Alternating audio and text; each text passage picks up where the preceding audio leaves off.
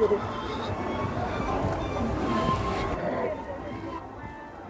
ഒരു പട്ടിയെ കണ്ട് അതിൻ്റെ ചെവിക്ക് നീളം കുറവാണ്. പൊതുവെ ഈ മഞ്ഞിൽ ഉള്ള പട്ടികളുടെ ചെവി ഇവിടെയുള്ള കർഷകർ വെട്ടിക്കളയും. രാത്രി അധികം ഉറങ്ങാതിരിക്കാൻ വേണ്ടിയിട്ടാണ് അങ്ങനെ ചെയ്യുന്നതെന്നാണ് നമ്മൾ ജോർജിൽ ഒരു ആട്ടിടയനെ കണ്ടപ്പോൾ പുള്ളി പറഞ്ഞത്.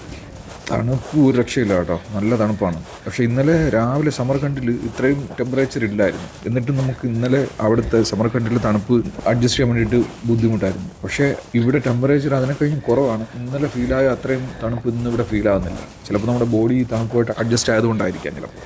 ഈ ഭാഗത്തൊക്കെ ഉള്ള ചെറിയ ഗ്രാമങ്ങളിൽ നമ്മൾ നേരത്തെ കണ്ട പോലത്തെ കാഴ്ചകളല്ലേ, ഇവിടെ എല്ലാം കുറച്ചും കൂടെ വെറൈറ്റി ആയിട്ടുള്ള കാഴ്ചകളാണ്. മഞ്ഞൊക്കെ എനിക്ക് തോന്നുന്നു കുറച്ചും കൂടെ കൂടുതലാണെന്ന് തോന്നുന്നു. അതുപോലെ മുമ്പ് നമ്മൾ വന്ന വഴിയിൽ വീടുകളൊക്കെ കുറവായിരുന്നു. ഈ വഴി വരുമ്പോൾ റോഡിൻ്റെ രണ്ട് വശത്തും ഒരുപാട് വീടുകളൊക്കെ ഉണ്ട്.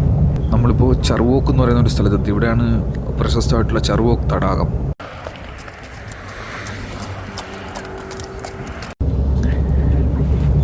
ഇതൊരു റെയിൽവേ സ്റ്റേഷനാണ്. റെയിൽവേ പാളമൊന്നും കാണാനേ പറ്റുന്നില്ല, മഞ്ഞ് വീണിട്ട് മുഴുവൻ മൂടിക്കിടക്കുകയാണ്.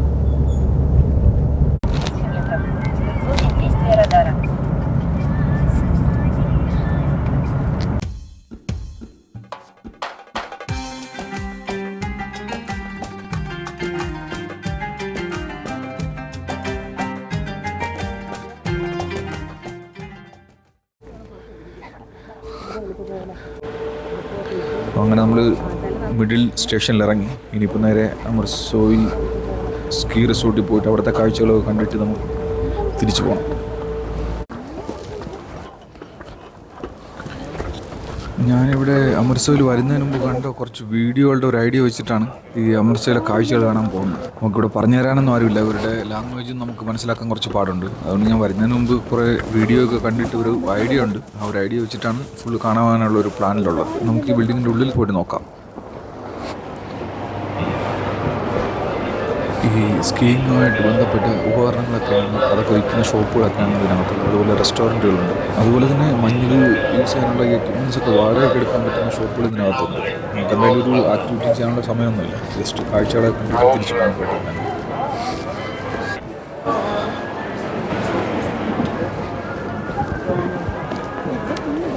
ആ ഭാഗത്തൊക്കെ മഞ്ഞുമായിട്ട് ബന്ധപ്പെട്ട ആക്ടിവിറ്റീസ് ഉണ്ട്.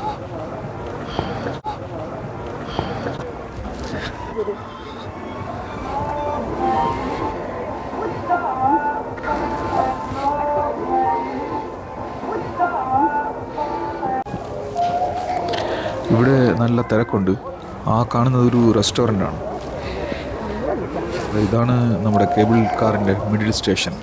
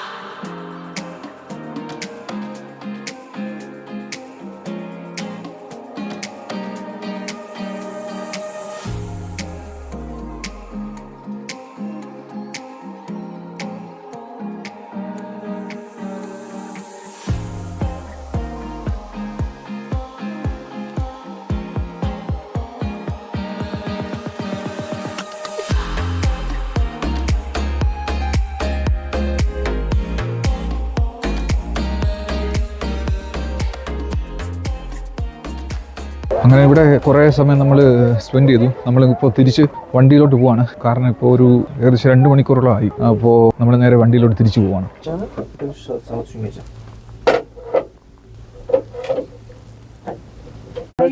അങ്ങനെ തിരിച്ചു പോയിക്കൊണ്ടിരിക്കുകയാണ്. തിരിച്ചു പോകുമ്പോൾ നമുക്ക് വേറൊരു വ്യൂ ആണ് ഉള്ളത്. ഇങ്ങോട്ട് വരുമ്പോൾ ഉള്ളൊരു വ്യൂ അല്ല തിരിച്ചു പോകുമ്പോൾ ഉള്ളത്.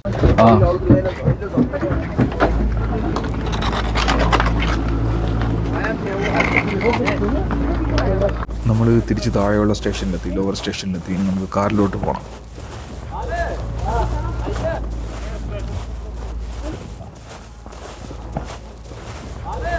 ഈ ഒരു പട്ടിയെ കണ്ട അതിൻ്റെ ചെവിക്ക് നീളം കുറവാണ്. പൊതുവെ ഈ മഞ്ഞിൽ ഉള്ള പട്ടികളുടെ ചെവി ഇവിടെയുള്ള കർഷകർ വെട്ടിക്കളയും. രാത്രി അധികം ഉറങ്ങാതിരിക്കാൻ വേണ്ടിയിട്ടാണ് അങ്ങനെ ചെയ്യുന്നതെന്നാണ് നമ്മൾ ജോർജിൽ ഒരു ആട്ടിടേനെ കണ്ടപ്പോൾ പുള്ളി പറഞ്ഞത്. തണുപ്പ് ഒരു രക്ഷയില്ല കേട്ടോ, നല്ല തണുപ്പാണ്. പക്ഷേ ഇന്നലെ രാവിലെ സമർഖണ്ഡിൽ ഇത്രയും ടെമ്പറേച്ചർ ഇല്ലായിരുന്നു. എന്നിട്ടും നമുക്ക് ഇന്നലെ അവിടുത്തെ സമർഖണ്ഡിൽ തണുപ്പ് അഡ്ജസ്റ്റ് ചെയ്യാൻ വേണ്ടിയിട്ട് ബുദ്ധിമുട്ടായിരുന്നു. പക്ഷേ ഇവിടെ ടെമ്പറേച്ചർ അതിനെ കഴിഞ്ഞ് കുറവാണ്. ഇന്നലെ ഫീലായ അത്രയും തണുപ്പ് ഇന്നിവിടെ ഫീലാകുന്നില്ല. ചിലപ്പോൾ നമ്മുടെ ബോഡി തണുപ്പായിട്ട് അഡ്ജസ്റ്റ് ആയതുകൊണ്ടായിരിക്കാം ചിലപ്പോൾ. അങ്ങനെ നമ്മൾ അമൃത്സർ വിട്ടിട്ട് അടുത്ത ഒരു ഗ്രാമത്തിലെത്തി. ആക്ച്വലി ഇന്ന് ഉസ്ബെക്കിസ്ഥാൻ പ്രസിഡന്റ് ഇവിടെ അമൃത്സറിൽ വരുന്നുണ്ട്. അതുകൊണ്ടാണ് നമ്മൾ റോഡിലൊക്കെ ഒരുപാട് പോലീസുകാരൊക്കെ കണ്ടത്. അപ്പോൾ നമ്മൾ ഇങ്ങോട്ട് വന്ന റോഡ് ഇപ്പോൾ അടച്ചു. പ്രസിഡന്റ് വരുന്നതുകൊണ്ട് ആ റോഡ് ഇപ്പോൾ അടച്ചിട്ടിരിക്കുകയാണ്. നമ്മൾ വേറൊരു വഴി കൂടെയാണ് ഇപ്പോൾ തിരിച്ച് താഷ്കന്തിന് പോകുന്നത്. നമ്മളിപ്പോൾ ചിംഗാൻ വഴിയാണ് തിരിച്ച് പോകുന്നത്. ചിംഗാൻ, ചിർക്കുക്ക്, ചർവോക്ക് അങ്ങനെയുള്ള കുറച്ച് സ്ഥലങ്ങൾ വഴിയാണ് പോകുന്നത്. ആക്ച്വലി റോഡ് അടച്ചിട്ടുകൊണ്ടാണ് നമുക്ക് ഈ ഒരു വഴി പോകേണ്ടി വന്നത്. പക്ഷേ ഇങ്ങനെ വഴി മാറി പോകുന്നതുകൊണ്ട് കുറേ കാഴ്ചകളും കൂടെ കാണാൻ പറ്റും. പോകുന്ന വഴിക്ക് ഒരു ലേക്കും കാര്യങ്ങളൊക്കെ ഉണ്ട്. അവിടെയൊക്കെ ഇറങ്ങാമെന്ന് പറഞ്ഞിട്ടുണ്ട് പുള്ളി, നമ്മുടെ ഡ്രൈവർ പറഞ്ഞിട്ടുണ്ട്. ഈ വഴിക്ക് പോകുമ്പോൾ ഒരുപാട് ദൂരം കൂടുതലുണ്ടെന്ന് പറഞ്ഞു ഡ്രൈവർ. പക്ഷേ വേറെ വഴിയില്ല, ഇപ്പോൾ ഈ വഴി തന്നെ പോയേ പറ്റുള്ളൂ.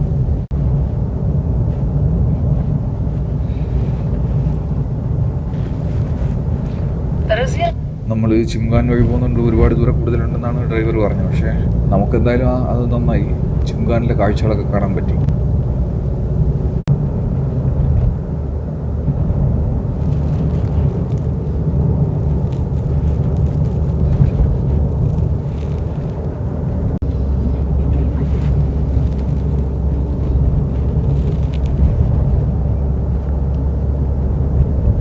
Поверните налево, а затем поверните налево.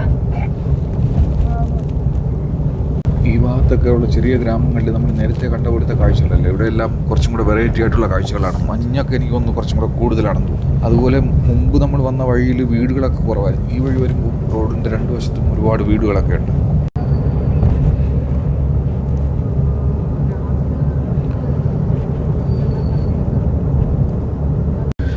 ഈ ഭാഗത്തൊക്കെ നല്ല കട്ടിക്ക് മഞ്ഞുണ്ട്. ഡ്രൈവർ പറഞ്ഞതെന്ന് പറഞ്ഞാൽ നമ്മളിപ്പോൾ ഈ ചിംഗാൻ മൗണ്ടൻ്റെ ഏറ്റവും പൊക്കം കൂടിയ ഏറ്റവും ഉയരത്തിലുള്ള റോഡ് വഴിയാണ് പോയിക്കൊണ്ടിരിക്കുന്നത്. ഏറ്റവും പൊക്കമുള്ള സ്ഥലം കഴിഞ്ഞിട്ട് പതിയെ നമ്മൾ താഴോട്ട് ഇറങ്ങാൻ തുടങ്ങിയെന്നാണ് ഡ്രൈവർ പറഞ്ഞത്. നമ്മളിപ്പോൾ ചർവോക്ക് എന്ന് പറയുന്ന ഒരു സ്ഥലത്തെത്തി. ഇവിടെയാണ് പ്രശസ്തമായിട്ടുള്ള ചർവോക്ക് തടാകം. 1970 സോവിയറ്റ് യൂണിയൻ ഉണ്ടാക്കിയ ഒരു കൃത്രിമ തടാകമാണ് ഈ ചർവോക്ക് തടാകം. നെറ്റിൽ നോക്കുമ്പോൾ നമുക്ക് മനസ്സിലായതെന്ന് പറഞ്ഞാൽ 1960കളിൽ ഈ ഭാഗത്തെ കുടിവെള്ള പ്രശ്നവും വൈദ്യുതിയും ഉണ്ടാക്കാൻ വേണ്ടിയിട്ടുള്ള ഒരു പ്രോജക്റ്റിൻ്റെ ഭാഗമായിട്ടാണ് സോവിയറ്റ് യൂണിയൻ ഈ ചർവോക്ക് കൃത്രിമ തടാകം ഉണ്ടാക്കുന്നത്.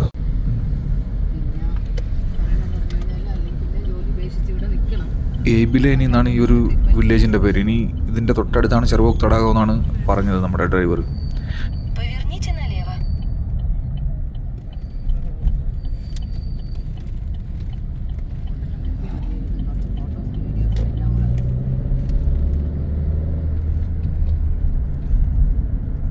ദൂരെ തടാകം കാണുന്നുണ്ട്. ഇവിടെ ഇറങ്ങി കുറച്ച് ഫോട്ടോകൾ എടുക്കണം എന്നുള്ളൊരു പ്ലാനുണ്ട്. എവിടെയെങ്കിലും പറ്റിയ സ്പോട്ട് നോക്കിയിട്ട് ഇറങ്ങണം.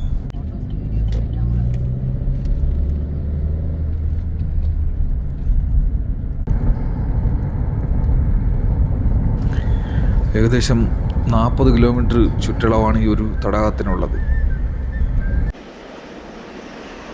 ഈ റോഡിൻ്റെ സൈഡിലൊക്കെ മഞ്ഞ് വീണിട്ട് വണ്ടി നിർത്താനുള്ള സൗകര്യമൊന്നുമില്ല.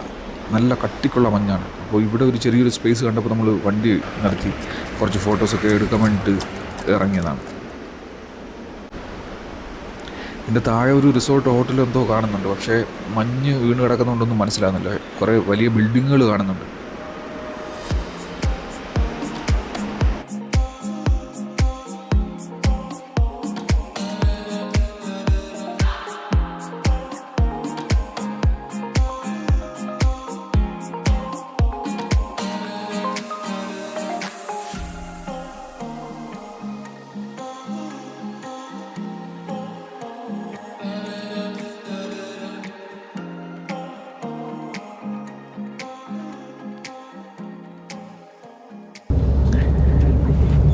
ഇതൊരു റെയിൽവേ സ്റ്റേഷനാണ്. റെയിൽവേ പാളമൊന്നും കാണാനേ പറ്റുന്നില്ല, മഞ്ഞ് വീണിട്ട് മുഴുവൻ മൂടിക്കിടക്കുകയാണ്.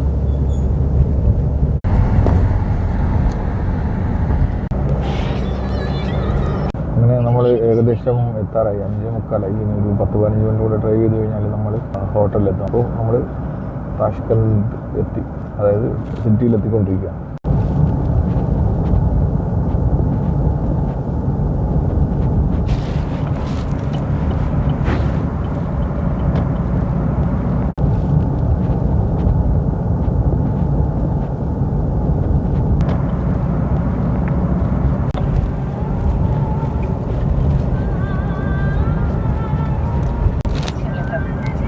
Действие радара.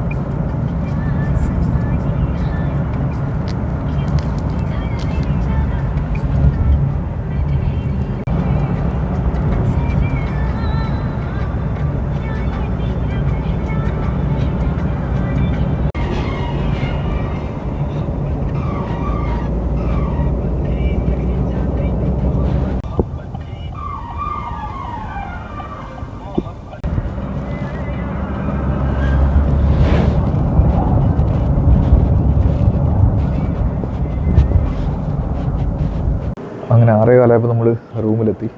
അപ്പോൾ എന്തായാലും അടുത്ത വീഡിയോയിൽ കാണാം. Bye bye.